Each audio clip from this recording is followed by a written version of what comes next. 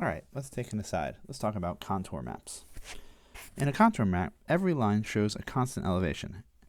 Anything that's on, for instance, the 750 line is 750 feet above sea level. So everything here is at the same height. Everything at the 800 is 50 meters higher than everything at the 700. Now consider this blue dot. If there was like a ball suddenly free to roll, where would it head? Try and draw a thing that tells you where it would head. The ball rolls downhill, of course, and it does so in the fastest way.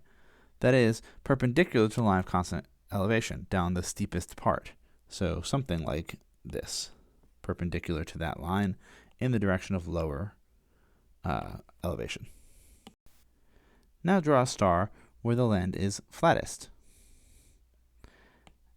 And we can see offhand that's going to happen basically here, where the lines are furthest apart. You might argue also down here. It'd be hard to tell without specific measurements. Maybe even, maybe over here, but probably not. That's where if we were to draw this as a topographical map with actual bumps and stuff, you'd see the bumps were the least steep, the most close to flat there.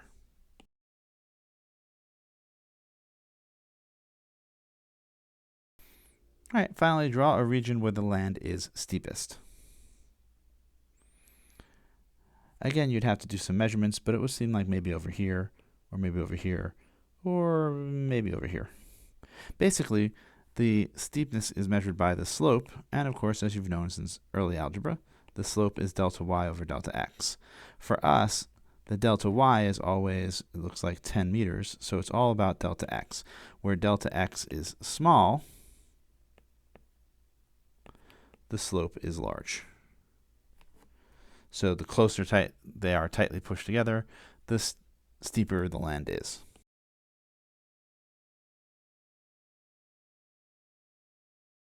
All right, this is not a class on cartography, so here's the payoff. A typographical map like this is really a contour of the gravitational equipotential surfaces, places where the gravitational potential is the same. Each line of constant height gets called an isoline, which is a fancy way of saying the same line.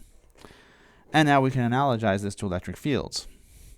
We know that electric fields point down potential gradients. We know electric fields are always perpendicular to the equipotential surfaces, and we know they're greatest where the isolines cluster and are least in regions where the lines are sparse or well spaced out. So we're going to just take an analogy and just move it over and say if we draw the potentials as isolines, we can also get an idea what the fields would be like. So, which set of equipotential surfaces matches this electric field? We see that the electric field points from right to left, and we know the electric field points down gradients. So this is high field, or high potential, and this is low potential. So looking at that, that eliminates all of these because they're going the wrong way. And then we see that then in A, it would be uniform. The spacing doesn't change. We want the field to be stronger where the lines are clustered close together. And we see that that happens in case B. The fields, remember, are related to the steepness of the potential slope. And down here we have low steepness, as it were. And over here we have a very steep field.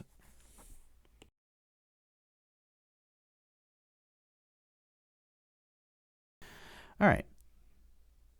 For any path that starts and ends at the same point, the total voltage change around the loop has to be 0. So because of energy conservation, basically, as we move around here, we are going from 20 through 20, so that's no change, gain 10, no change, gain another 10, no change, lose 20. It has to be that they sum to 0 around any closed loop. This is something called Kirchhoff's loop law and will be really crucial when we do circuits, but is even true in electrostatics.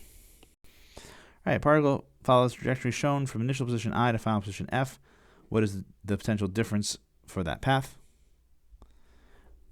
That really isn't anything sillier than we take the minus 50 at the end and we subtract the 0 at the start, so minus 50 volts.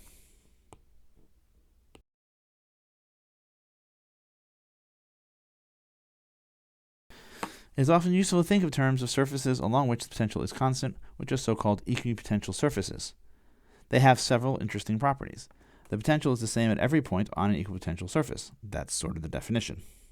It takes no net work to move a charge from one point on an equipotential surface to another point on that surface. Why does it take no work? Because the potential energy is the same. Remember, potential energy is Q times V. If the value of V is the same, and of course the value of Q is the same, then the potential energy is the same, so we haven't done any work to move from one place to the other. Now notice, if you move around, you go off the surface and come back, you might be doing work during that time, but you'll do as much positive as negative, so the total will be 0. The electric field line must be perpendicular to every equipotential surface through which it passes. Otherwise, there would be work done as it moved the thing along that tangent to that surface. And finally, electric field lines point down to potential gradients. Positive charges will move from high potential to low potential, and electric field lines tell us which way positive charges will move. So here's the equipotential surfaces, or isolines, for a parallel plate capacitor, where we move obviously from positive to negative. So we go high voltage to low voltage. And they're evenly spaced because we know the electric field is constant. Something really important, but because potential comes from potential energy, and the 0 point for potential energy is arbitrary, then the 0 of potential must also be arbitrary. So these three pictures are all the same physical situation, even though the voltages are wildly different. Notice that in all cases we drop 100 volts to go from the plus plate to the negative plate, from 100 to 0, or 0 to minus 100, or 50 to minus 50. But because the shape of these lines don't ever change, the physicality of the situation never changes. All right. So here we have a contour map or isoline map, and we want to know draw a blue circle around points where the electric field has the greatest magnitude, and a red circle around the points where it has the least magnitude.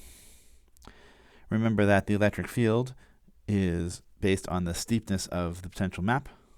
So we can see, looking here, we basically, since these are the same gap of 15 volts, we'd like for a strong field, we want the lines close together.